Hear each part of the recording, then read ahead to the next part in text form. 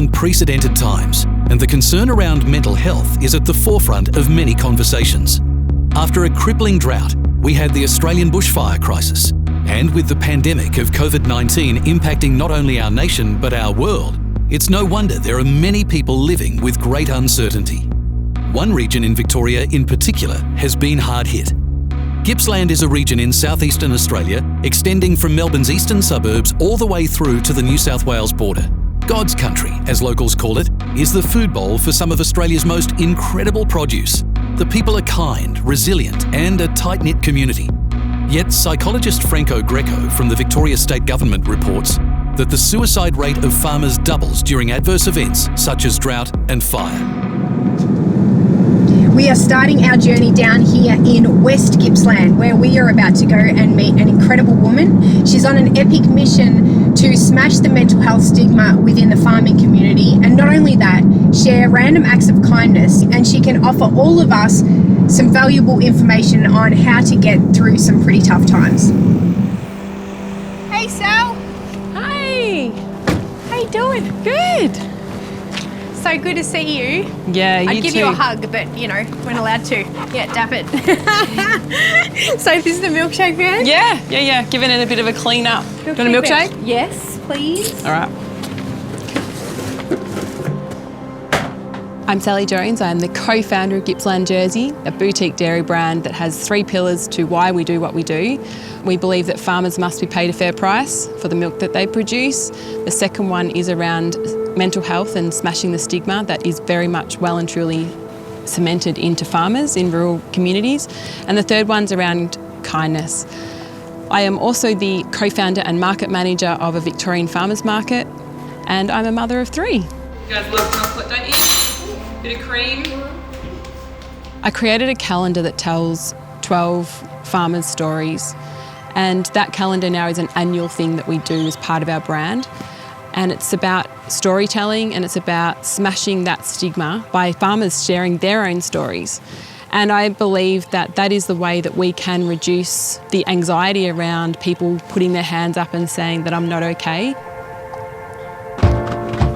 These guys feed everyone, they feed the nation, so we need to look after them and hope that they can hang in there till things change. Yeah. I know it's probably pretty hard for a lot of people, but like we've got to get off the farm and be social and talk about all these sort of things, because this ain't going to be over next week or the week after or the month after or the month after. Like those situations in the months and weeks to come are just as important as the time now. It's a big end game, but you can't actually think of it in one big bite. It's lots of little steps. Like to get to the end of the road, you don't take one jump. You take steps to get there. Just get in and have a go. Like you don't have to save the world or anything, but just put a positive influence out there. If you don't have a good support network, you're setting yourself up for failure. We need to continue this and continue talking about this until everyone's back up on their feet. People care, like, people do care. Get on the phone, talk to people, yeah. You know, like, don't try and write it out yourself. There's help out there, so get out and take the help, accept the help. People really want to help, and, you know, let us do what we can do to help you. Yeah. When we launched this calendar, these farmers had just gone through 4 years of drought.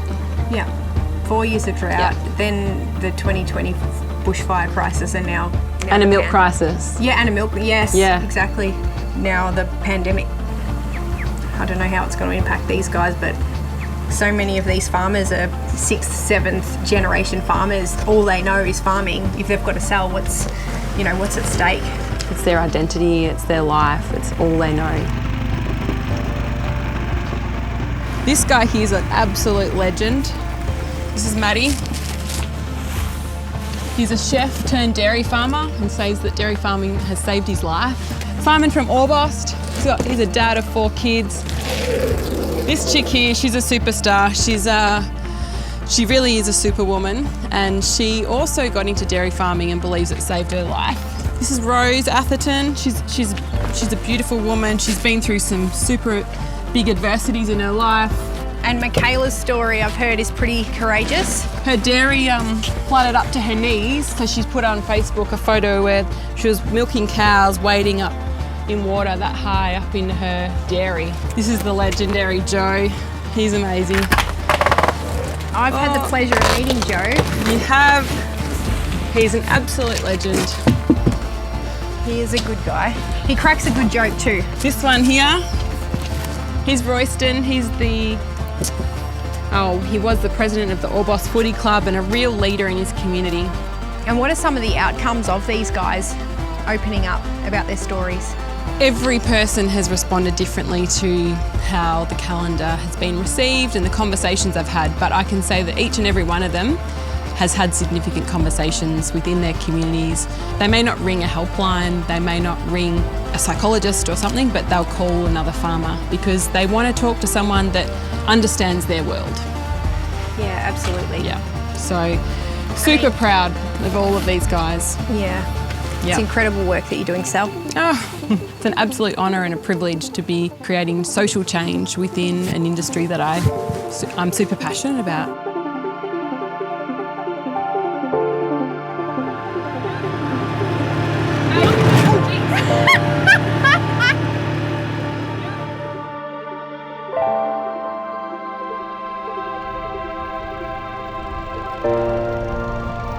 So these are your guys?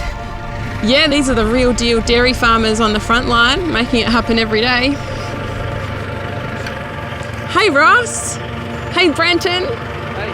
Oh, Hi Ross, how are you? Nice to meet you. Hi Kathleen. Sallie, how you doing? Good. This is Danielle. Hi Kathleen, how are you? Nice to meet you. Thanks for having us down here. So we just want to hear from farmers. How are you guys going in this time, and what are some of the worries about the dairy industry in particular off the back of the drought and off the back of the fire, and now with the COVID-19 virus striking not just our nation but the world? How are you guys going? At the moment, we're going okay. It's Good. business as normal, Yeah. but we'll just see what happens, you know.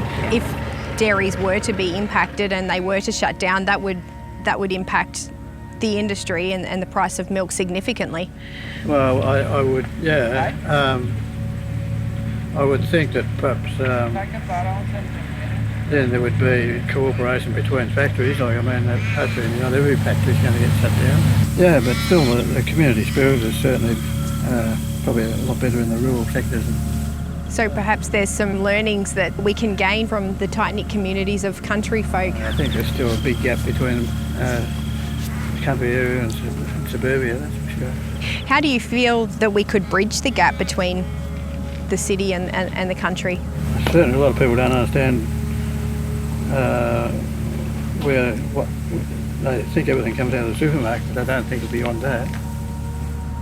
So have you got things in place? Who steps in to help milk your cows? Well, the younger generation. Yeah. You're up. You're up. Kathleen is the 5th generation dairy farmer in my family. Yeah. That's special. Yeah, it is. It's pretty rare too. Very. So you're juggling farm life and motherhood. Yep. And now the pandemic. And Yep. yeah, you're amazing. What a woman. Amazing. 365 days, no days off. Incredibly hard workers. So it's super important we try and keep farms in families, I believe, but they have to be sustainable. So they have to be paid enough, to make that viable. And the other thing is, I think they're underestimated. Dairy farmers aren't just farmers, they're accountants, they're vets, they're mechanics, they're, all of those things. And yet at times, because of the stresses and the pressure that they're under, there's a huge mental health impact there that many of us neglect to recognise. You can be out there at 10, 11 o'clock, 2 o'clock in the morning pulling a calf or trying to get a cow up, or it's just so demanding, Brenton, when the bushfires came through the recent lot, I remember being out here with you in the paddock and the red, the redness and the smoke and everything coming over, and all of you guys are doing whatever it took to help, like you were bringing hay and going milking cows or taking generators and stuff like that. Like that element of that kindness and that genuineness you're is... all got to work in together. That's the beauty of farming community, right? No, you're there, I'm here, we don't talk, don't do anything, don't help each other. You just all got to work in together, regardless of what's going on. Do you think that's inbuilt into every farmer, that spirit of generosity and kindness? I think that's right. In the farming community, there's always somebody like myself that's only a kilometre up the road. Nathan can drive up there, we talk for 10 minutes or something, he can go home and feel a lot better. Yeah, that's right. Exactly right, Yeah. So it's really about connecting and making sure that you've always got somebody to talk to and understanding everybody's situation, you know. Yeah, you know, he might be unlucky and turn up there when I've had a bad day. He might need to stay for half an hour. You might come away going, geez, my day wasn't so bad, that's exactly actually. right. yeah. I think that's the beauty about opening up and being transparent when we're going through things. It allows others to do the same. Yeah. I know a bloke, built a bit like Brent, great big bloke, took his truck up to the northeast with a load of hay on it, and he got directed to go to this property. The guy had lost virtually everything, and he drove in there. There was dead cows laying all, and when he was driving in, and he said the bloke come out, seen the truck coming in, and he said he just burst into tears, you know. And this bloke, like I say, big strong sort of bloke, and he said there was two grown men hugging each other, bawling their eyes out, you know. So yeah, it's the country spirit is still there. There's no doubt about that. Yeah. I guess it's fair to say that even though we are in some of the most challenging times, we actually see some of the most beautiful human behaviour in these times, and it's something to be celebrated and something to be recognised and something we can all tap into. Yeah. Communication and connectedness and community, 3 C's, isn't it? I'm making it up. Now. It's a thing. The 3 C's, communication, connectedness and... Communication and kindness. That's a K, Sal. Spell it with a C. That's beautiful.